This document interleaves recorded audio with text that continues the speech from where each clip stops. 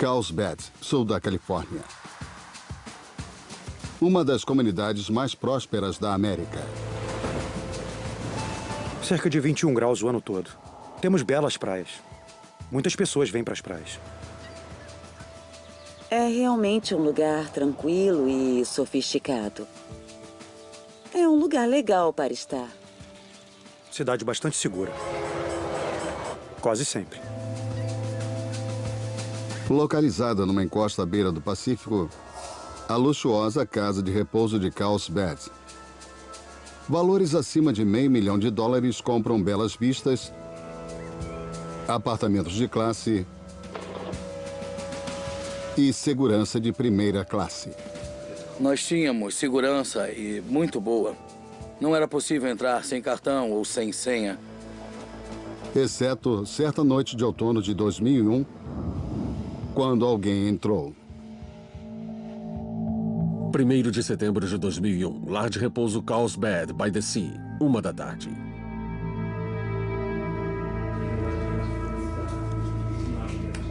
Nós estávamos começando uma mesa de bridge todos os sábados à tarde. Gladys quis jogar. A psiquiatra aposentada Gladys Conrad é a melhor amiga de Bea Armstrong na casa de repouso. Certa vez, ela não apareceu. Então dissemos, vai chamar a Gladys, pois ela deveria estar aqui há 1 hora. Eu volto já.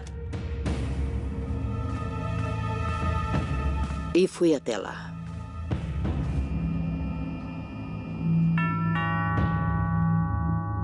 Eu toquei a campainha. Sem resposta. Tentei a porta e não estava trancada.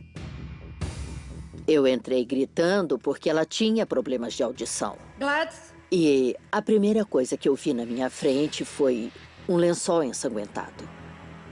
E eu pensei, oh meu Deus, ela caiu e se machucou. E então eu peguei o lençol para estancar o sangue. E eu andei mais 1,5 metros. Gladys! E eu vi seu corpo na cama com os pés para fora. Ai, meu Deus, socorro! E eu virei e corri para fora dali rapidamente. Socorro, por favor, me ajudem! Aquilo foi um horror. Os detetives de Carlsbad, Derek Harvey e Jay Apple, correram até a casa. O interior da casa estava uma desordem. As coisas espalhadas pelo apartamento. O quarto foi onde descobrimos o corpo de Gladys. Gladys foi surrada violentamente. Tinha cortes no rosto, seus braços e pernas estavam feridos. Um de seus olhos estava seriamente machucado. Ela foi surrada selvagemente. E os lençóis estavam no chão. Havia sangue na cama, mas tinha muito pouco sangue nela.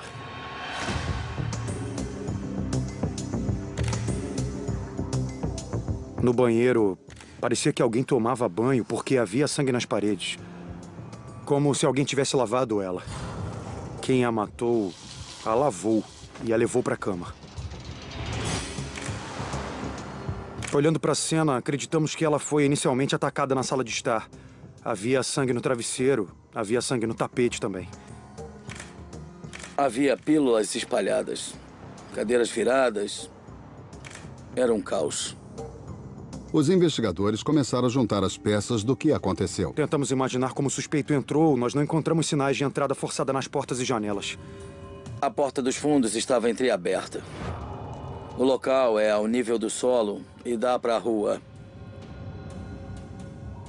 Então, quando saímos por ali, nós percebemos que tinham pegadas no muro baixo que cercava o pequeno quintal.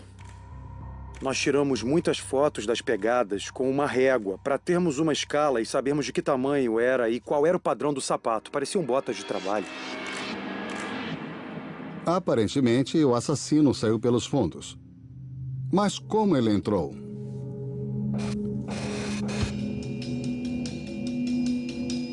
Era um complexo protegido. Então fomos conversar com o guarda de segurança. Ele diz que não viu nada de estranho, mas nos fornece uma informação muito importante. O guarda de segurança nos contou que não era normal Gladys deixar a porta dos fundos aberta. Ele disse que já tinha feito observações nos registros sobre isso. Gladys adorava jardinagem. Sofrendo de artrite, ela dizia que o ar fresco marinho melhorava a dor. Assim que obtivemos essa informação, ficamos realmente convencidos que aquele foi o local de entrada na casa. O homem entrou por aquela porta e nós chamamos isso de ataque repentino. Ele atacou enquanto ela estava no chão. Qual foi a motivação por trás do ataque de uma senhora idosa? Ao examinar a cena, você logo pensaria que pode ter sido um roubo que não deu certo. Mas não faltava nada. As joias e o dinheiro de Gladys não foram tocados. A posição do corpo de Gladys indicava que houve ataque sexual. É uma pessoa que persegue mulheres idosas. Era uma sensação estranha. As sofridas filhas de Gladys, Conrad, Lily e Natalie, são informadas sobre a terrível verdade pelo detetive Harvey. Foi a conversa mais difícil que eu precisei ter com alguém para explicar e descrever como a mãe delas foi brutal e tragicamente agredida e morta. As duas são médicas, são ambas profissionais e o que lhe contamos não foi nada bom e elas disseram, não importa, queremos saber, não deixem nada para trás. Espero nunca ser obrigado a ter essa conversa com outra pessoa novamente. Dana Littlefield acompanha o caso pelo jornal local. Ela era uma mulher incomum no bom sentido. Ela trabalhou até os 82 anos. Ela era realmente uma empreendedora. Uma pessoa que luta por conhecimento. Era uma pessoa que estava muito além do tempo. Ela fez universidade de medicina nos anos 40. Não era uma coisa muito comum na época dela. Eu me lembro de Gladys usando grandes chapéus coloridos. A Gladys era uma figura. Foi chocante para todos no departamento. Era um caso que tínhamos decidido desde o princípio que iríamos nos dedicar a ele. A necrópsia revela a extensão do horror e confirma o maior temor dos detetives. Gladys Conrad foi estuprada brutalmente. A causa oficial da morte foi registrada como estrangulamento manual. O médico disse que ela resistiu bastante. Dr. Salo fez a autópsia. Durante a autópsia, ele disse, se pegarem o cara, eu tenho provas suficientes para fazê-lo pagar por isso. A caça pelo assassinato começa dentro do lar de repouso. Um inimigo teria estuprado e matado Gladys Conrad?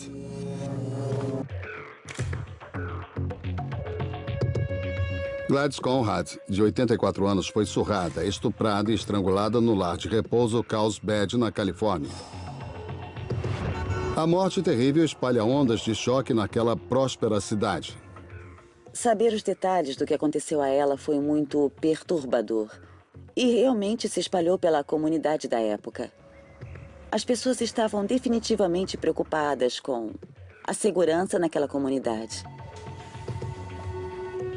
A pressão está sobre os detetives de Carlsbad, Jay Apple e Derek Harvey. A questão era saber quem fez isso. Nós temos que encontrar esse homem, temos que tirar esse sujeito das ruas. A cidade exigia. E nós íamos fazer. Quero descobrir que tipo de pessoa Gladys era, para se estabelecer a vitimologia. Ela saía com pessoas perigosas? Ela saía muito? Ela tinha hábitos que ameaçassem a sua segurança? A psiquiatra aposentada tinha uma vida calma. Ela gostava de cuidar de suas plantas e socializar com os poucos amigos afins. Os detetives não encontraram nada suspeito em sua vida. Ela era muito querida por poucos e seletos amigos que permitia entrar em seu círculo de amizade.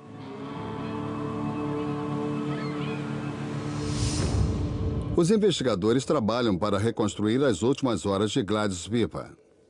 Para nós, aquele período é muito importante, porque limita a hora em que o crime pode ter ocorrido. Então, procuramos gravações da vigilância de câmeras lá de Carlsbad by the Sea, ou quem estava na área, o que estava aberto, o que não estava aberto. Aquele intervalo de tempo era muito importante para nós. Quisemos falar com os moradores para saber sobre Gladys. Qual era a sua rotina? A senhora é vista pegando suas cartas às 6h30 da tarde. Às 10 da noite, ela telefona para a filha Lily. A última conversa que Gladys teve. Um guarda da segurança faz sua ronda no local antes da meia-noite.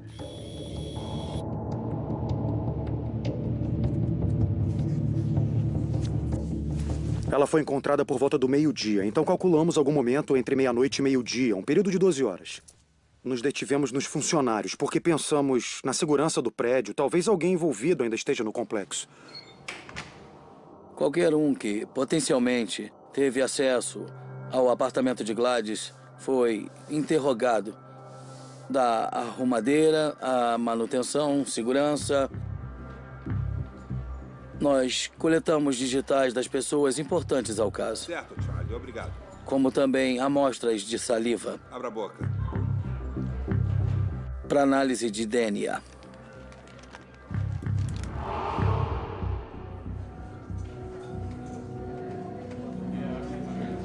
Três dias após o assassinato de Gladys Conrad, suas filhas fizeram uma cerimônia muito comovente no lar de repouso. Durante o curso desta cerimônia, ficamos atentos. Queríamos ver quem apareceria. Um homem chama a atenção dos detetives. Ele era um funcionário do Carlsbad by the Sea. Ele era um sujeito interessante. Seu comportamento na cerimônia nos pareceu estranho. Seu jeito, suas ações, mantinha o olho constantemente na gente. Era interessante. Aumentou o interesse em observá-lo. Ele deixou apenas de ser um funcionário comum do Carlsbad by the Sea.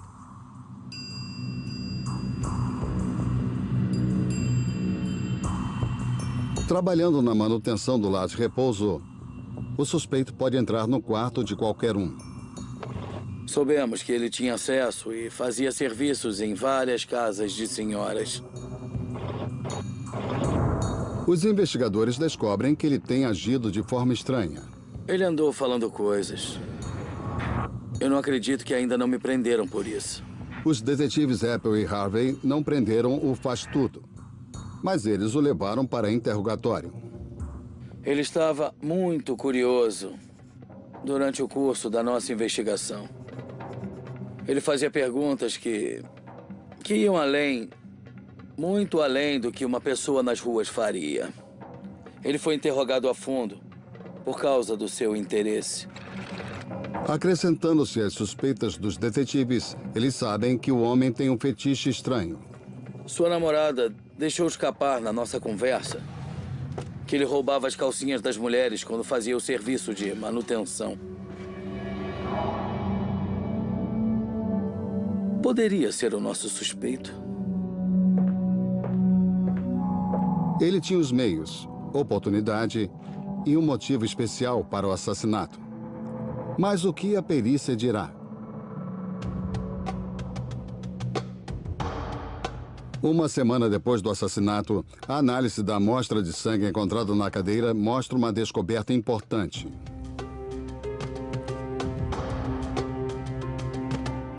As amostras apresentaram 2 perfis genéticos. Temos o maior contribuidor como sendo Gladys Conrad e um contribuidor menor. E a enzima que foi encontrada no perfil genético do suspeito foi a amilase, que é comumente encontrada na saliva e no suor, sendo que se misturou ao sangue de Gladys era demais. Mas a quem aquele DNA pertence, nós não sabemos. Quem é essa pessoa? Os investigadores voltam para a coleção de amostras de DNA dos funcionários. Primeiro, o homem da manutenção. Seu DNA não é compatível com o perfil do nosso suspeito. Temos uma prova muito boa, mas não temos um nome para comparar com o perfil de DNA. Com sua brisa fresca do oceano e baixo índice de crimes, Carlsbad é um imã para aposentados. Mas com um assassino à solta, ninguém consegue relaxar. Acontece um crime particularmente abominável numa área que não se vê muitos crimes violentos. Os moradores de Carlsbad by the Sea estavam em alerta máximo. Estavam assustados. A polícia procura a mídia, esperando que com a divulgação apareçam novas pistas. A mídia sempre ajuda. Existem muitas pessoas com quem podemos falar e não sabemos onde estão ou se viram coisas. Então, para mim, a mídia é uma ótima ferramenta. Recebemos uma nova informação da polícia. Então, imediatamente divulgamos para o público ter cuidado. 10 dias depois do crime, um evento a 4.000 quilômetros em Nova York paralisa a investigação. Amanhã de 11 de setembro. O acontecido atraiu a atenção de toda a mídia e o homicídio de Conrad ficou totalmente de lado. Gladys e o que aconteceu a ela foi totalmente esquecido pela mídia. A mídia está voltada para outro lugar. O FBI está sobrecarregado. Os laboratórios forenses estão ocupados. Até mesmo as forças policiais do local têm outras prioridades. Os detetives Apple e Harvey são deixados de lado. Vários meses se passaram daquela época até recebermos um telefonema de órgãos da Califórnia. Foi muito frustrante. Obrigado por ligar. Em janeiro de 2002, os detetives Harvey e Apple pressionam para colocar o caso Conrad em evidência. Esse caso foi divulgado por todos os órgãos do país para ver se havia algo parecido, mas... Nós imaginamos que ele atacaria outra mulher idosa de novo, porque sua natureza, era o que fazia. 4 meses após Gladys Conrad ser assassinada, outra mulher idosa é selvagemente atacada num lar de idosos a apenas 72 quilômetros de distância. São Discovery.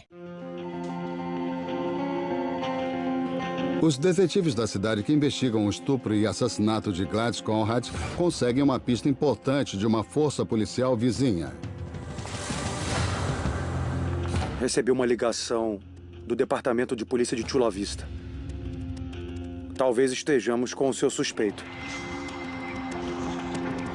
Sean Martinez, de 35 anos, tem uma ficha longa por agressão sexual. Ele está preso em Chula Vista por invadir o apartamento de uma mulher de 87 anos. Estuprá-la e estrangulá-la até quase a morte.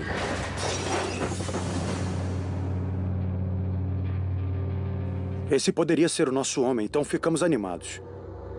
Califórnia, Chula Vista. Chula Vista fica a cerca de 72 quilômetros de Carlsbad. Eu não estava lá. Você estava. Agora estamos tentando descobrir onde ele trabalhava. Suas viagens o levaram a Carlsbad? Você entrou pela porta dos fundos, não foi? Ele negou veementemente ter estado em Carlsbad. Disse que não foi até lá. Conta a verdade. As semelhanças são surpreendentes. Então os detetives testam seu DNA, esperando ser compatível com a amostra da cadeira de Gladys. Olha só, eu não tenho razão para mentir. Quando os resultados chegam, é um fracasso. Foi uma grande decepção, porque achávamos que ele era o autor. Após 5 meses de trabalho árduo, os detetives não têm nada para apresentar. O ritmo diminui. O caso esfria. Tinha uma foto de Gladys na nossa parede para lembrarmos e olha, ele ainda está por ali. Os meses passam a virar anos, sem nenhuma pista. Este é um caso que não sai da sua cabeça, baseado na sua natureza violenta e a própria Gladys e quem ela era. No segundo aniversário da morte de Gladys, suas filhas espalham suas cinzas no mar. Essas duas mulheres realmente demonstram qual o impacto que Gladys Conrad teve em suas vidas. Ela parecia ser uma mulher fascinante. Não só no sentido de ser mãe delas, mas também porque ela era única. Elas a descreveram como uma pioneira. Elas sentiam isso muito profundamente.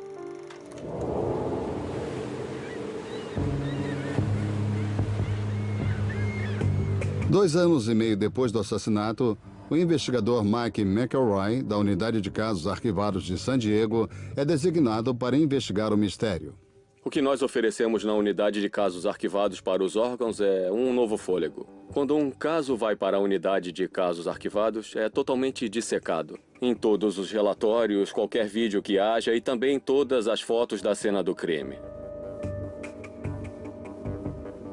Nós olhamos para o caso em sua totalidade com novos olhos investigativos para ver o que foi feito, o que pode ser feito e talvez o que poderia ter sido feito. O detetive McElroy e a equipe de casos arquivados examinam todo o traço de evidências. Não se trata de roubo, porque havia vários objetos de valor que foram deixados para trás e nem foram tocados. Ele era um criminoso violento. A motivação era o sexo, e a motivação era sexo violento. Esta pessoa estava furiosa com algo, furiosa com eles e descontou neles. Percorremos a área, nós também percorremos Carlsbad by the Sea. Esta, pelas aparências, parece ser uma comunidade segura e calma. Mas como todos sabem, a tragédia e o crime podem chegar a qualquer um. Nós trabalhamos com os detetives de Carlsbad nas provas, mas quando tudo resultou em falta de pistas, nós paramos e fomos cuidar de outros casos. De novo, o caso vai para a geladeira e fica no gelo por mais um ano. O que acontece em 2004 é um grande passo na investigação. 11 de abril de 2004, Los Angeles, Califórnia. 11 horas da noite.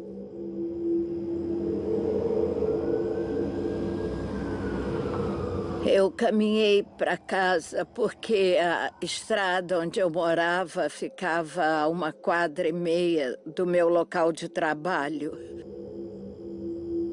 Ramira Jovis, de 64 anos, termina de trabalhar depois de um longo dia na casa de repouso.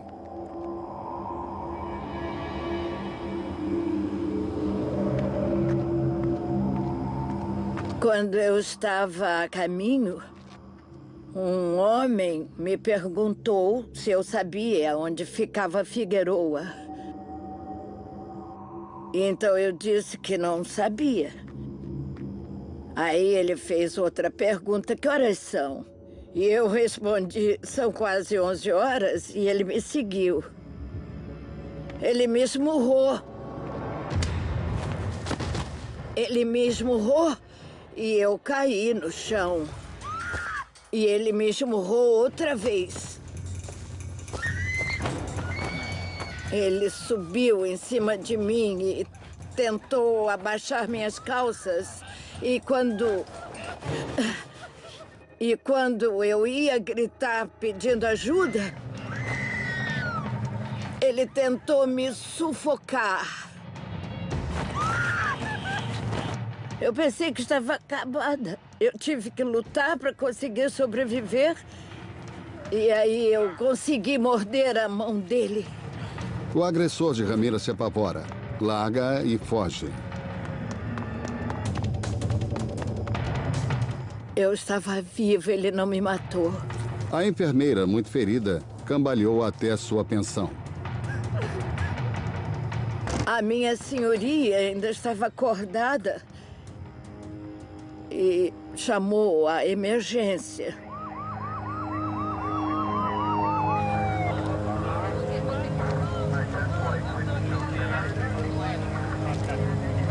Os detetives da polícia de Los Angeles encontram uma mancha de sangue na blusa de Ramira e suspeitam que pertence ao agressor. A amostra de DNA foi obtida de um pedaço de tecido da roupa que a senhora Joves estava vestindo no momento que foi atacada. Ela foi levada para o laboratório criminal e testada. Descobriu-se ser de exógeno. Durante o ataque, ela mordeu o suspeito, rasgou sua pele e o sangue escorreu. O DNA foi rodado no banco de dados. Quando saiu o resultado, era compatível ao caso de Carlsbad. Alô? Recebi uma ligação do Departamento de Polícia de San Diego. Ele disse que conseguimos um DNA compatível.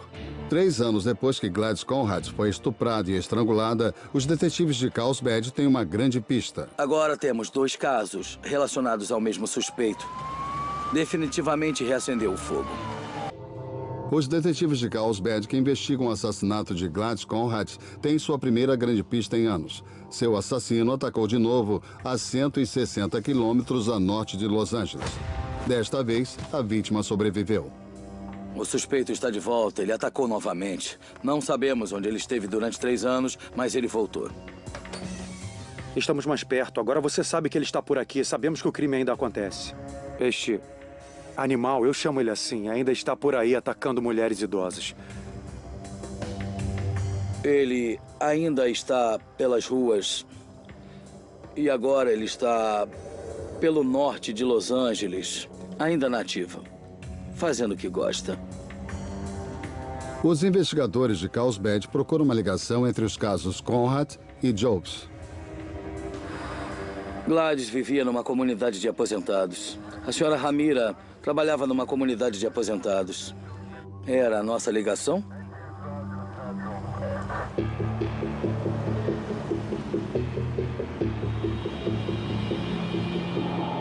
Então, fomos conversar com os detetives da homicídio e roubos de Los Angeles.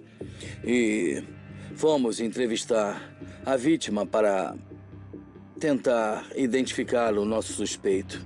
E eu lutei. Ramira Joves é um ser humano que conseguiu sobreviver ao ataque e pode dar um rosto à pessoa que procurávamos. O detetive Greg Stone lidera a investigação em Los Angeles. Eu perguntei a ela se parecia que o indivíduo tinha ou não algum tipo de sotaque quando falou com ela. Se parecia que o inglês era sua primeira ou segunda língua. Ela me disse que parecia que o inglês era sua segunda língua. Ela deu uma descrição muito boa quando foi questionada. De acordo com Ramira Joves, ele tinha quase 30 anos e um corpo esbelto. Eu tive a impressão que ele era latino. E ele era um homem bonito e mais alto do que eu. Isto permitia saber qual tipo de pessoa teríamos que procurar. É igual a um pomar. Quando você encontra maçã no chão e você reconhece que é uma maçã diferente de uma laranja e você começa a procurar pela macieira. Atrás da minha cabeça e então ele começou a me sufocar. A polícia de Los Angeles faz um retrato falado do suspeito. Quando se tem um retrato falado, você quer divulgar a informação para todos os órgãos à sua volta para que fiquem alertas sobre esse tipo de crime que ocorreu na sua área. Conseguimos divulgar o desenho na esperança de acionar a memória de alguém que estivesse na cidade e talvez tivesse visto alguma coisa. Foram poucas as pessoas que disseram reconhecê-lo. Eu acho que todos os envolvidos nesse caso ficaram decepcionados pelo fato de não termos conseguido pistas ou provas melhores. Não tínhamos um nome. Então ainda estávamos procurando por quem fez aquilo. Nós esgotamos todas as pistas. E não podíamos fazer mais nada naquele momento e tudo voltou ao estado de hibernação. As sofridas filhas Lily e Natalie estão muito decepcionadas. Eu fui enfático com elas. Eu não vou telefonar para vocês a cada coisinha, porque eu não quero criar expectativas.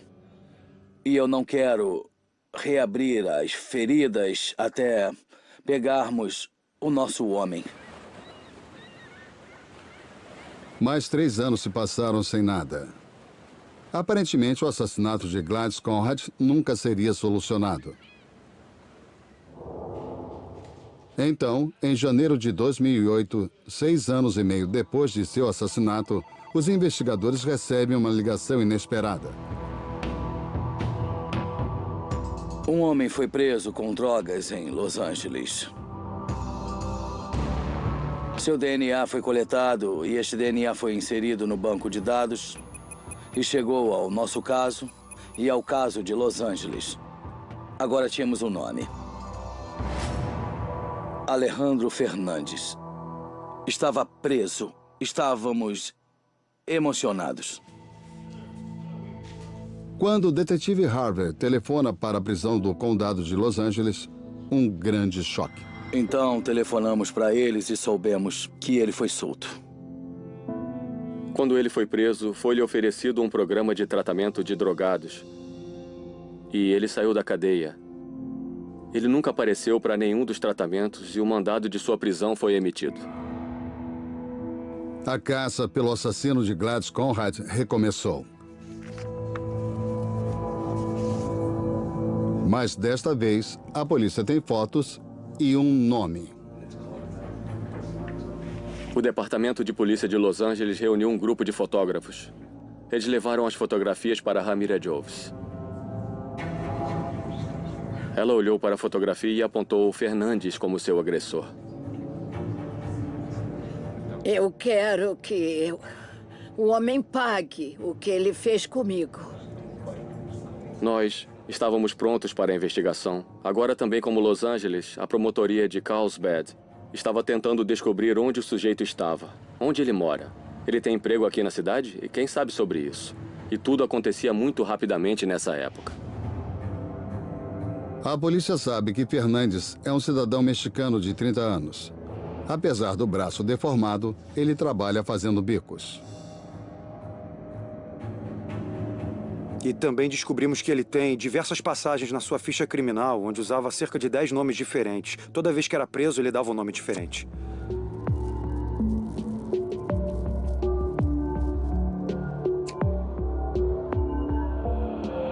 A maioria das prisões são relacionadas a droga e álcool, embora uma seja por agressão.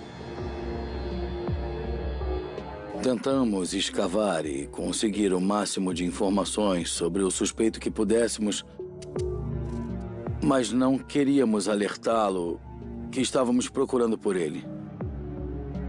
Tentamos localizá-lo discretamente, vigiando toda Los Angeles e o condado de Orange. Apesar do grande esforço, os detetives estão procurando no lugar errado. O Departamento de Imigração já capturou o homem procurado. Nós temos indivíduos por aí que são presos. E esses presos são reunidos. E caso se determine no momento que são ilegais, a imigração lhes dá a oportunidade de deportações voluntárias. Como imigrante ilegal, foi oferecido a Fernandes sair da cadeia e ser livre. E eles o colocam num ônibus e o levam para a fronteira rapidamente e permitem que você retorne por sua conta. Foi assim que descobrimos que ele estava no México.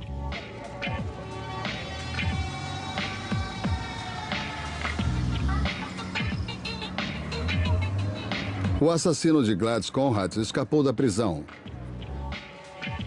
Mas depois de 7 anos de busca, os detetives da Homicídios estão mais determinados do que nunca a pegar sua presa.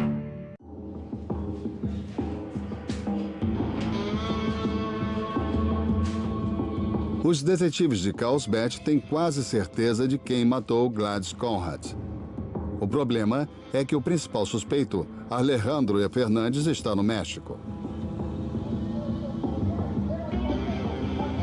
Quando descobrimos que Fernandes estava no México, ficamos todos muito decepcionados e preocupados de não termos condições de trazê-lo de volta para enfrentar a justiça daqui. Será que conseguiríamos trazer o homem de volta? Será que veremos esse homem? O primeiro obstáculo foi encontrá-lo. E o México é um país grande. E ele tem um nome comum. A polícia mexicana coopera totalmente na perseguição. Descobrimos que ele tinha uma irmã na cidade do México. Alejandro Fernandes estava realmente na casa da irmã dele. 23 de janeiro de 2009, Cidade do México. Seguindo uma pista da polícia de Carlsbad, a polícia mexicana cercou a casa da irmã. 8 anos após o assassinato de Gladys Conrad, Fernandes é finalmente preso. Nós recebemos a notícia e ficamos todos muito animados por ele estar preso. Mas há um obstáculo. As autoridades mexicanas não vão extraditar Fernandes para encarar a pena de morte. Então, os promotores americanos fazem um acordo. Fernandes não morreria pelos seus crimes. Foi uma decisão difícil de tomar e uma decisão óbvia de se tomar. Se não tomássemos aquela decisão, ele não retornaria aos Estados Unidos e nenhuma justiça seria feita neste caso. Mais de 1 ano depois de sua prisão, Fernandes atravessa a fronteira outra vez. Desta vez, para encarar a justiça. Tínhamos o seu DNA. Ele sabia o que tínhamos contra ele. 2 de março de 2010, Carlsbad, sul da Califórnia. Já estuvo. Se não dice, já se acabou o assunto. O detetive José Cuevero, especialista em interrogatório da polícia de San Diego, é chamado. Uma confissão completa que combine com a prova. É a primeira coisa que eu estou tentando conseguir. Pergunte sobre seu álibi. É desafiador, é algo que você está preparado, que você faz como dever de casa. Já se acabou todas as chances. Eu tinha muitas perguntas preparadas. Eu quero saber onde ele estava. A maior pergunta que eu tinha para Alejandro foi o porquê. Quando as difíceis perguntas são feitas, Fernandes se cala. Que pueda dar qué es lo que pasó. Así que si usted no contesta. Ele respondeu com todo respeito. Eu prefiro responder as perguntas diante do meu advogado. Quando o advogado chegou, o interrogatório praticamente estava acabado. Foi frustrante. Nunca saberíamos a resposta. Mesmo sem a confissão, os promotores sabem que o que tem contra Alejandro Fernandes não tem defesa. Os investigadores fazem uma boa ideia do que realmente aconteceu com Gladys Conrad naquela noite terrível de 1º de setembro de 2001. Ela teria se acomodado num pequeno ninho com algumas almofadas e onde ela pudesse assistir TV à noite.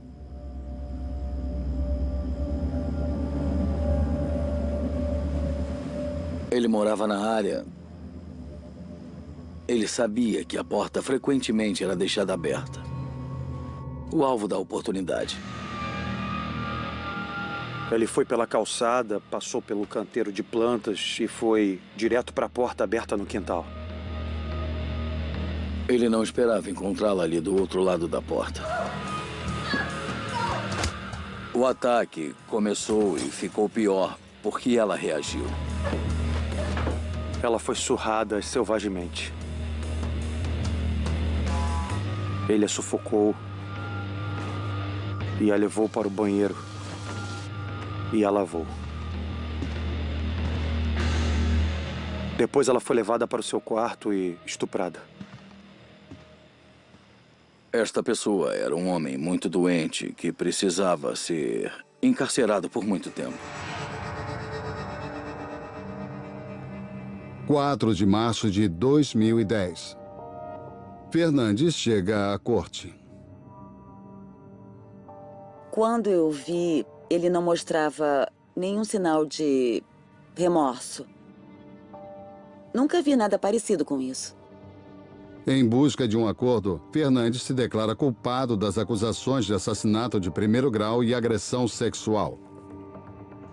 Ele estava diante de uma prisão perpétua, sem a possibilidade de condicional. E ele apelou para 34 anos, a perpétua, de forma que ele teria um pequeno vislumbre de esperança de uma condicional ao longo dos anos. O estuprador assassino terá mais de 70 anos antes de ver a luz do sol outra vez. Realmente acredito que existe um fator de alívio para o público em geral. Era um caso em que as pessoas se preocuparam. E, finalmente, após 10 anos, algo estava acontecendo.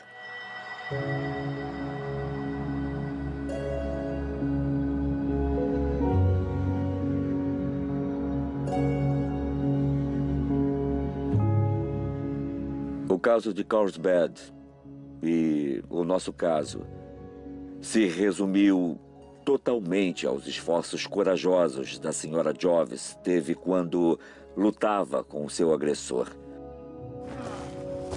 Lutar com todas as suas forças e enfiar os dentes o mais profundamente possível. Aquela gota de sangue basicamente é a razão de estarmos aqui hoje.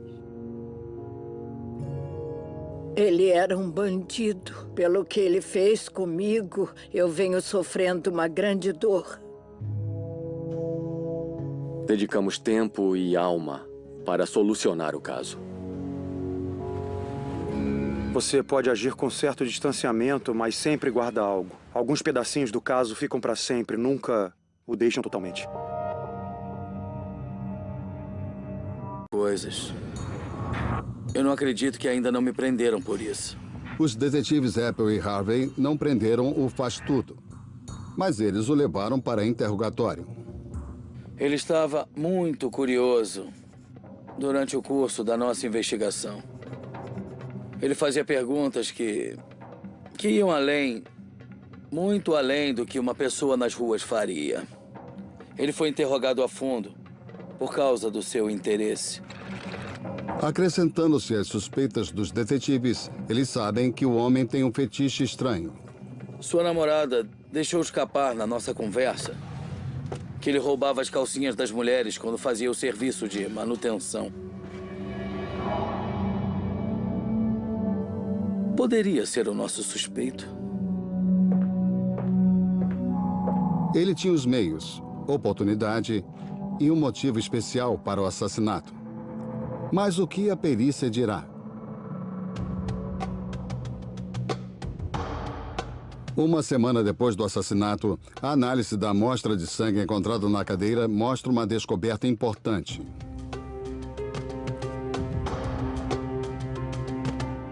As amostras apresentaram 2 perfis genéticos. Temos o maior contribuidor como sendo Gladys Conrad e um contribuidor menor. E a enzima que foi encontrada no perfil genético do suspeito foi a amilase, que é comumente encontrada na saliva e no suor, sendo que se misturou ao sangue de Gladys era demais. Mas a quem aquele DNA pertence, nós não sabemos. Quem é essa pessoa? Os investigadores voltam para a coleção de amostras de DNA dos funcionários. Primeiro, o homem da manutenção. Seu DNA não é compatível com o perfil do nosso suspeito. Temos uma prova muito boa, mas não temos um nome para comparar com o perfil de DNA. Com sua brisa fresca do oceano e baixo índice de crimes, Carlsbad é um imã para aposentados. Mas com um assassino à solta, ninguém consegue relaxar. Acontece um crime particularmente abominável numa área que não se vê muitos crimes violentos. Os moradores de Carlsbad by the Sea estavam em alerta máximo. Estavam assustados. A polícia procura a mídia, esperando que com a divulgação apareçam novas pistas. A mídia sempre ajuda. Existem muitas pessoas com quem podemos falar e não sabemos onde estão ou se viram coisas. Então, para mim, a mídia é uma ótima ferramenta. Recebemos uma nova informação da polícia. Então, imediatamente divulgamos para o público ter cuidado. 10 dias depois do crime, um evento a 4.000 quilômetros em Nova York paralisa a investigação. A mente agredida e morta. As duas são médicas, são ambas profissionais. E o que lhe contamos não foi nada bom e elas disseram, não importa, queremos saber, não deixem nada para trás. Espero nunca ser obrigado a ter essa conversa com outra pessoa novamente. Dana Littlefield acompanha o caso pelo jornal local. Ela era uma mulher incomum no bom sentido. Ela trabalhou até os 82 anos. Ela era realmente uma empreendedora. Uma pessoa que luta por conhecimento. Era uma pessoa que estava muito além do tempo. Ela fez universidade de medicina nos anos 40. Não era uma coisa muito comum na época dela. Eu me lembro de Gladys usando grandes chapéus coloridos. A Gladys era uma figura. Foi chocante para todos no departamento. Era um caso que tínhamos decidido desde o princípio que iríamos nos dedicar a ele. A necrópsia revela a extensão do horror e confirma o maior temor dos detetives. Gladys Conrad foi estuprada brutalmente. A causa oficial da morte foi registrada como estrangulamento manual. O médico disse que ela resistiu bastante. Dr. Salo fez a autópsia. Durante a autópsia, ele disse, se pegarem o cara, eu tenho provas suficientes para fazê-lo pagar por isso. A caça pelo assassinato começa dentro do lar de repouso. Um inimigo teria estuprado e matado Gladys Conrad?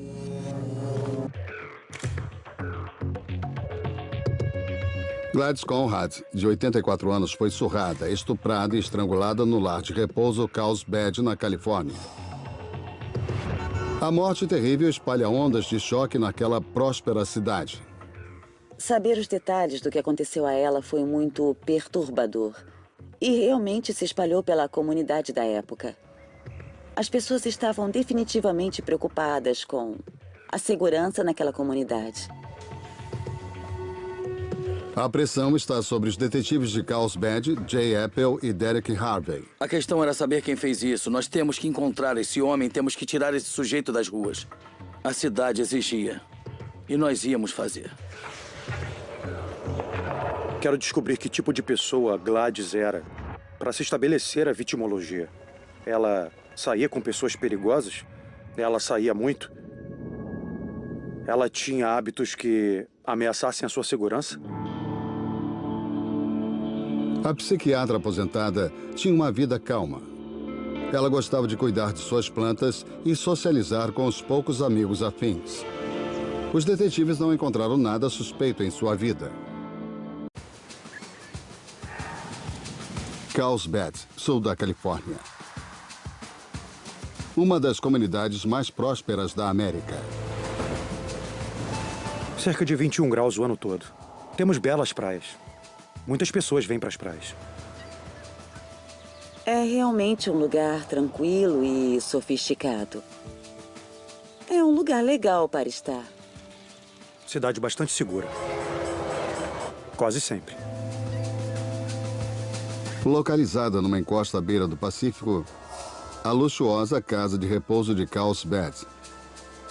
Valores acima de $500 mil compram belas vistas apartamentos de classe e segurança de primeira classe. Nós tínhamos segurança e muito boa. Não era possível entrar sem cartão ou sem senha.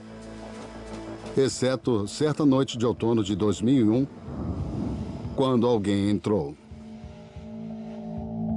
1º de setembro de 2001, lar de repouso Carlsbad by the Sea, 1 da tarde.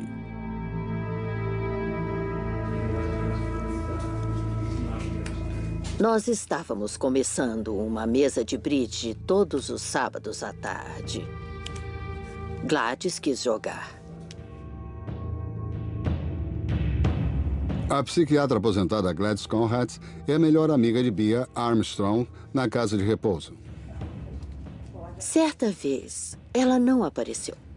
Então dissemos, vai chamar a Gladys, pois ela deveria estar aqui há 1 hora. Eu volto já. E fui até lá.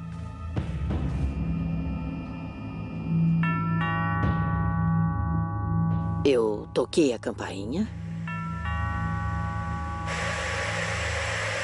Sem resposta. Tentei a porta e não estava trancada. Eu entrei gritando porque ela tinha problemas de audição. Gladys? E a primeira coisa que eu vi na minha frente foi um lençol ensanguentado.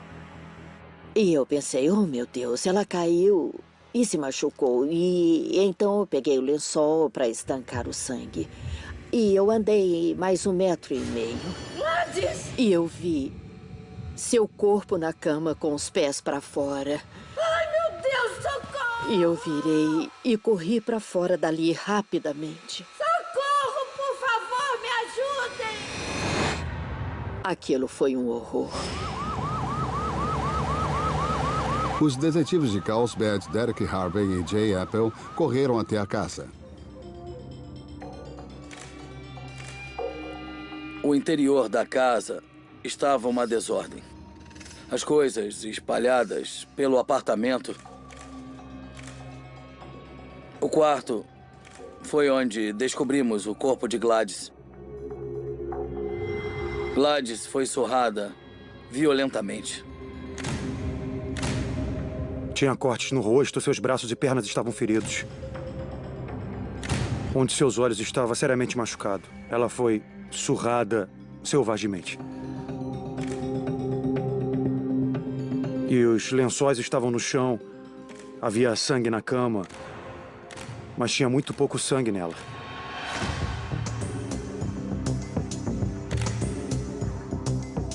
No banheiro, parecia que alguém tomava banho porque havia sangue nas paredes. Como se alguém tivesse lavado ela. Quem a matou, a lavou e a levou para a cama. Olhando para a cena, acreditamos que ela foi inicialmente atacada na sala de estar. Havia sangue no travesseiro, havia sangue no tapete também. Havia pílulas espalhadas, cadeiras viradas. Era um caos. Os investigadores começaram a juntar as peças do que aconteceu. Tentamos imaginar como o suspeito entrou. Nós não encontramos sinais de entrada forçada nas portas e janelas. A porta dos fundos estava entreaberta. O local é ao nível do solo e dá para a rua. Então, quando saímos por ali, nós percebemos que tinham pegadas no muro baixo que cercava o pequeno quintal.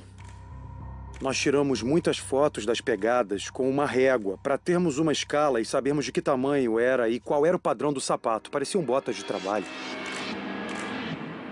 Aparentemente, o assassino saiu pelos fundos. Mas como ele entrou?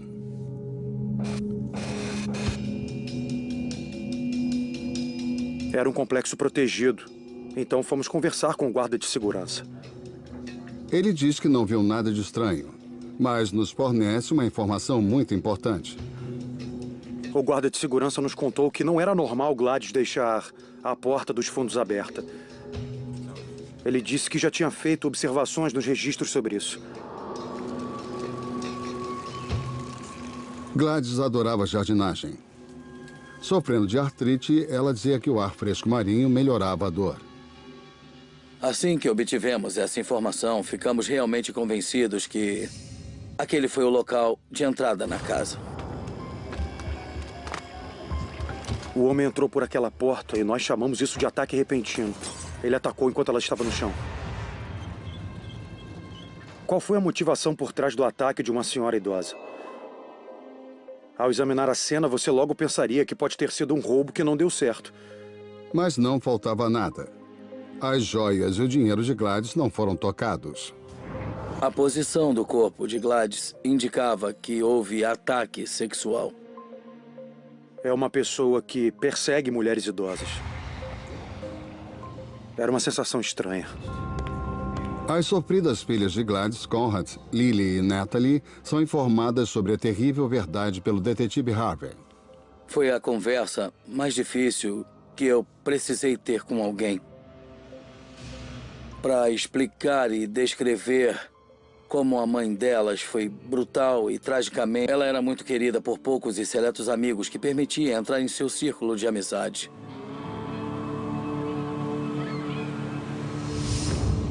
Os investigadores trabalham para reconstruir as últimas horas de Gladys viva.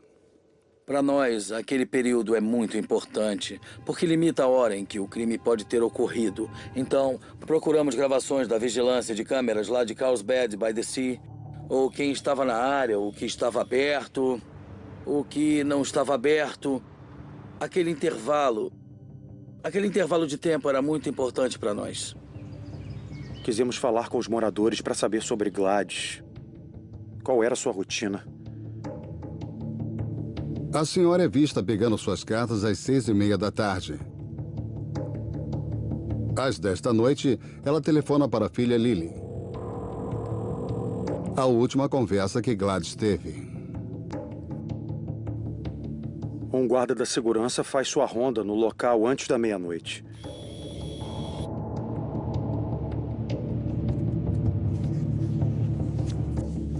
Ela foi encontrada por volta do meio-dia, então calculamos algum momento entre meia-noite e meio-dia, um período de 12 horas. Nos detivemos nos funcionários, porque pensamos na segurança do prédio. Talvez alguém envolvido ainda esteja no complexo. Qualquer um que potencialmente teve acesso ao apartamento de Gladys foi interrogado. Da arrumadeira, à manutenção, segurança. Nós coletamos digitais das pessoas importantes ao caso. Certo, Charlie. Obrigado. Como também amostras de saliva. Abra a boca. Para análise de DNA.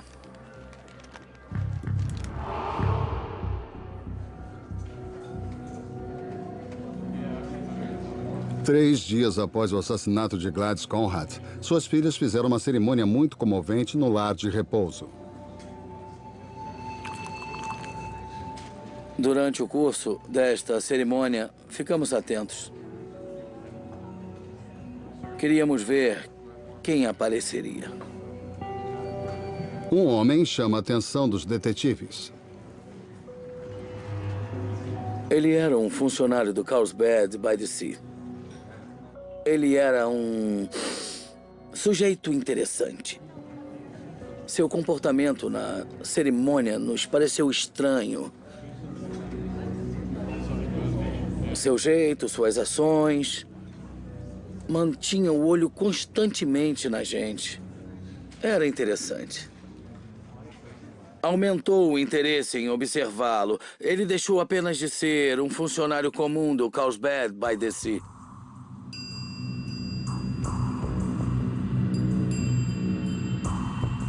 Trabalhando na manutenção do lar de repouso, o suspeito pode entrar no quarto de qualquer um. Soubemos que ele tinha acesso e fazia serviços em várias casas de senhoras. Os investigadores descobrem que ele tem agido de forma estranha. Ele andou falando